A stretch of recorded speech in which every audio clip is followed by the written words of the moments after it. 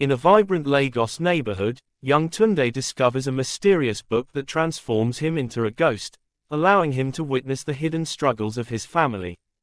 As he floats through their lives, he learns the weight of their sacrifices and the emotional turmoil they endure. Haunted by regret, Tunde realizes the monster he has been and vows to change, but can he return to life and show his love before it's too late? This emotional journey of self-discovery and redemption unfolds amidst the colorful chaos of Lagos, blending tradition and modernity. In the bustling city of Lagos, Nigeria, lived a boy named Tunde. He wore bright, colorful clothes like the ones his friends wore, vibrant t-shirts and shorts that sparkled in the sun. Tunde loved playing football on the dusty streets and sharing stories with his friends. But deep inside, he felt a sadness that he couldn't explain. One day, while wandering through a crowded market, Tunde stumbled upon an old, dusty book. It was hidden among the colorful fabrics and beautiful bead necklaces. The book was titled, The Secrets of the Spirits. Intrigued, Tunde opened it and found a spell that promised to grant him the ability to see what others couldn't, an invitation to become a ghost. Tunde's heart raced with excitement. What if I could see everything my family felt? He thought. Without hesitation, he recited the spell. Suddenly, a strange feeling washed over him. He felt light as a feather and began to float. Tunde had become a ghost. As he floated through his home, he saw his family. His mother, dressed in a beautiful Ankara dress, was in the kitchen, cooking jollof rice. She looked tired, her eyes filled with worry. Tunde wanted to hug her, but his ghostly form passed right through her. He followed his mother to the living room where his father sat, staring at bills spread across the table. His father wore a simple shirt, but the worry lines on his face told a different story. How will I pay for Tunde's school? He sighed. Tunde's heart sank. He never realized how much pressure his father felt. Tunde floated outside and watched his friends play football. They laughed and cheered, but deep inside, he felt alone. He couldn't join them. As he drifted through the streets, he overheard whispers. People talked about him, saying he was selfish and only cared about himself. Tunde was shocked. Was that really how they saw him?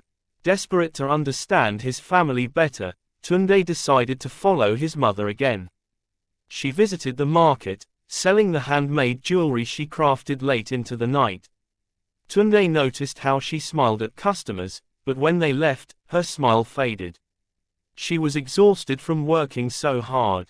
Tunde realized he never appreciated her sacrifices. Feeling guilty, Tunde floated back home. That night, he heard his parents arguing. His mother cried, and Tunde felt the ache in her heart. We can't keep living like this, she said. I'm tired of struggling. Tunde wanted to scream, to tell her he was sorry. But he was still a ghost, trapped between worlds. Days turned into weeks, and Tunde continued to observe his family from a distance. He saw his father staying late at work, trying to make extra money. He saw his mother caring for their neighbors' children while neglecting her own needs. Tunde felt like a monster. He realized he had taken their love for granted. One evening, Tunde heard laughter outside. His friends had come to his house, thinking he was sick. We miss you, Tunde. Come play with us, they shouted. Tunde felt a surge of emotions. He wanted to shout back, but he couldn't. Instead, he floated out to them, watching their smiling faces. Suddenly, a strong wind blew, and Tunde was swept away into the depths of the night. He landed in an old, abandoned house filled with shadows and whispers. It was a place where spirits lingered, and he met other lost souls. They shared their stories of regret and sadness. One spirit, a girl named Ao, told him, "We became ghosts because we didn't appreciate life." Tunde listened, understanding that he was not alone in his feelings. What can I do? He asked, desperate to change his fate. Ao smiled sadly, you must find a way to return and show your family you care. Determined, Tunde floated back home. He wanted to make things right. He tried to help his mother with chores, but every time he reached out, he only passed through her. Frustrated, he realized he needed to find a way to be seen. One night, while his family was sleeping, Tunde searched the old book for another spell. He found one that promised to give him the power to communicate with the living. With hope in his heart, he recited the words. Suddenly, Tunde felt a rush of energy. He appeared before his family, glowing softly like a candle. His mother gasped, her eyes wide with disbelief. "Tunde," she whispered, tears filling her eyes. He nodded, wishing he could hug her. "Tunde, we thought we lost you," his father cried, reaching out. Tunde felt the warmth of his father's love and realized how much he had missed them. He wanted to tell them he was sorry, to show them he would always be there. As he floated around them, Tunde began to communicate through memories, happy moments they had shared. He showed them the joy of playing football, the laughter during family dinners, and the warmth of their love. Slowly, his family began to heal. Over time, Tunde's spirit became stronger. He helped his parents find joy in small things, like cooking together or playing games. His mother smiled more, and his father looked less worried. Tunde felt proud. But then, one day, Tunde heard Ayo's voice again. "You must decide, Tunde. Will you stay as a ghost, or will you return to your life?" Tunde felt torn. He loved being with his family, but he missed living. He wanted to play football again, to run freely. With a heavy heart, Tunde made his choice. He wanted to live again, to be a better son and friend. He closed his eyes and focused on the love he felt for his family. In a flash, he felt a powerful pull, and suddenly, he was back in his body. Tunde opened his eyes to the bright sun shining through his window. He was alive. Joy surged through him as he rushed to his family.